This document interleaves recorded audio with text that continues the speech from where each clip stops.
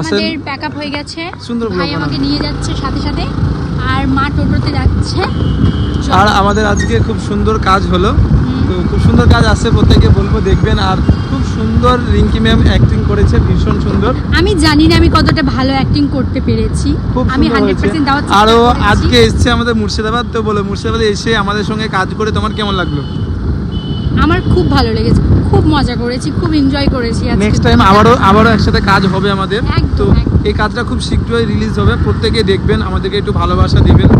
জানি আপনারা আমাদেরকে অনেক ভালোবাসা দেন, আরও ভালোবাসা চাই আপনাদের কাছ থেকে। আর ম্যামকেও একটু আশীর্বাদ করুন, নতুন নতুন কাজ করছে, ওকে যত একটু লাইক কমেন্ট করবেন, ওর আরও উৎসাহিত পাবে কাজ করা। বাট ওর লুকস খুব সুন্দর, মানে ক্যামেরা ফেস ব্যাপক, এক কথায় অসাধারণ। আমি যে কাজে নিয়েছি বলে বলছি না, খুব সুন্দর।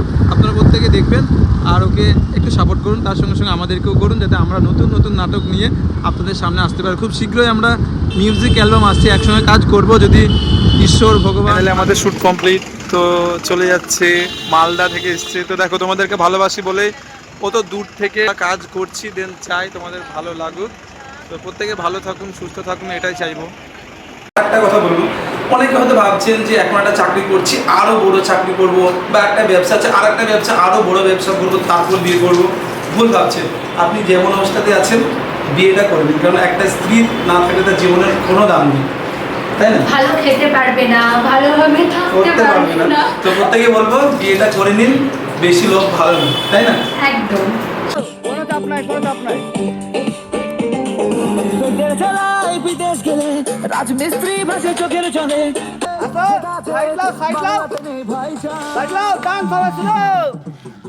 মুর্শিদাবাদ চোখের মনি, এই জেলা আমারই চলম ধরে চলবে ঘরে গীতা পাঠ।